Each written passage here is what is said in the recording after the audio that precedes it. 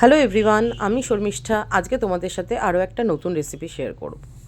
তো প্রথমে জলের মধ্যে দিয়ে দেবো চিনি। এবার কিছু ছোট এলাচ আমি থেতো করে নিচ্ছি। তোমরা চাইলে ছোট এলাচগুলো মিক্সিতে গুঁড়ো করে নিতে পারো। এবার এই থেতো করে রাখা ছোট এলাচগুলো দিয়ে দেবো জলের মধ্যে। তো চিনিটা মেল্ট হওয়া অবধি আমি ওয়েট করব। তো চিনিটা একদম হাই ফ্লেমে মেল্ট করব। তো দেখো চিনিটা মেল্ট হয়ে গেছে। তো আমরা দিয়ে দেবো শীতকালের সবথেকে ভালো জিনিস নতুন গুড়, যেটা খেজুরের গুড়। তো এবার একটা কড়ার মধ্যে দিয়ে দেবো সাদা তেল। এবার দেখো একটা ব্যাটার বানিয়ে নিচ্ছি আমি। এটা হচ্ছে বিউলির ডালের ব্যাটার। তো বিউলির ডালটা আমি আগের দিন রাত্রিবেলা ভিজিয়ে রেখেছিলাম। এবার ভিজিয়ে রাখার পরে ওটাকে মিক্সিতে ভালো করে পেস্ট করে নিয়েছি।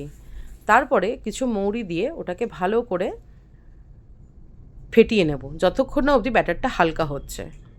এবার দেখো তেল গরম হয়ে গেছে। আমি একে একে ওই ব্যাটার থেকে গোল গোল করে বড়ার মতো আকারে আমি তেলের মধ্যে ছাড়বো।